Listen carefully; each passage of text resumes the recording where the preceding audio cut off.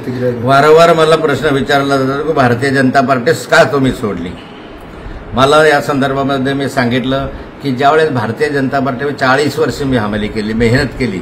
हे कुणालाही विचारा की जेवढे काही कार्यकर्ते त्या कालखंडामध्ये तयार झाले ते गोपीनाथ मुंडे, नाथाभाऊ, भाऊसाहेब फुंडकर, नितीन गडकरी साहेब यांच्या तालमीमध्ये तयार झालेले कार्यकर्ते. महाराष्ट्रामध्ये 2014ला सरकार आणण्याच्या संदर्भामध्ये माझी विरोधी पक्ष म्हणून भूमिका मोठी होती. हे सगळं असताना नंतर नाथाभाऊला खाली खेचणं आणि मग आपलं नेतृत्व प्रस्तावित करण्यासाठी हा सगळा षडयंत्राचा भाग गिरीश महाजनने केला. यामुळे मला त्या ठिकाणी खोट्या गुन्ह्यामध्ये अडकवणं. आजही माझ्यावर गुन्हा नाहीच आहे. मी काही जमीन घेतलेली नाही, 1 रुपया मी लावलेला नाही. एक मीटिंग घेतली आणि कॉन्फ्लिक्ट ऑफ इंटरेस्टसाठी मला त्याच्यामध्ये अडकवणं आणि ईडीची चौकशी केली. आता या संदर्भात आज रोज पाहतो तर आमदारांवर बलात्काराचे गुन्हे होतात, मारामाऱ्याचे खटले होतात, मंत्र्यांवर काही खटले होतात. नैतिकता राहिलीच नाही. मला नैतिकतेपोटी राजीनामा द्यावा लागला कारण गिरीश महाजनला या विभागाचं नेतृत्व हवं होतं, मंत्रिपद होतं.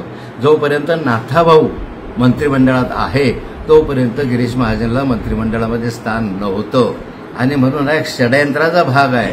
मला त्यानंतर काढल्यानंतर हळूहळू मग सगळ्या संस्था ताब्यामध्ये घेणं. यांच्या कोणत्या निवडून आलेल्या संस्था त्या जिल्हा बँक माझ्या हातून निवडून आलेली होती, जिल्हा दूध फेडरेशन माझ्या हातून निवडून आली होती, मी आमच्या सगळ्या गटासहित ते निवडून आलेली होती. कोणतं काम केलं यांनी, कोणतं कर्तृत्व जिल्ह्यासाठी केलं. पण नाथाभाऊचं एक नाव होतं आणि आहे आणि त्यामुळे नाथाभाऊ गेल्याशिवाय मी येणार नाही आणि त्यासाठी त्यांनी हे उपद्रव केले आहे असा माझा आरोप आहे.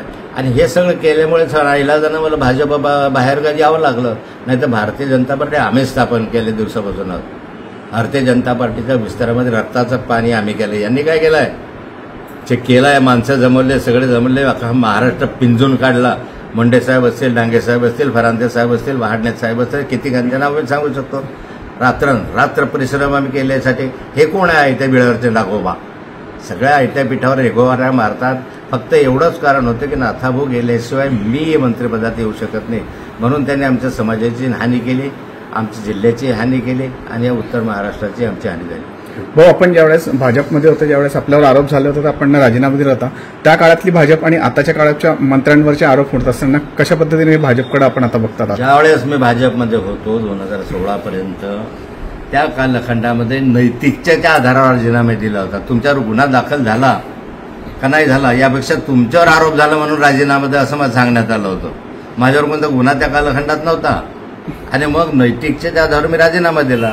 आत्ता पहिलं तर गुन्हे दाखल झालेले आहे, जेलमध्ये जाऊन आलेले आहे, ईडीमध्ये सगळे हे आलेले आहे, वेगवेगळ्या चौकशा सुरू आहे. तरी ते ज्यांनी भ्रष्टाचार केलेला आहे, ज्यांचे भ्रष्टाचार सिद्ध झालेले आहे असे लोकांजवळ आहेत आणि ज्यांचं उभं आयुष्य भाजपसाठी खर्च झालं त्याला काहीतरी दोषारोप लावून ते बाहेर आहेत. ही परिस्थिती बदलत चाललेली आहे.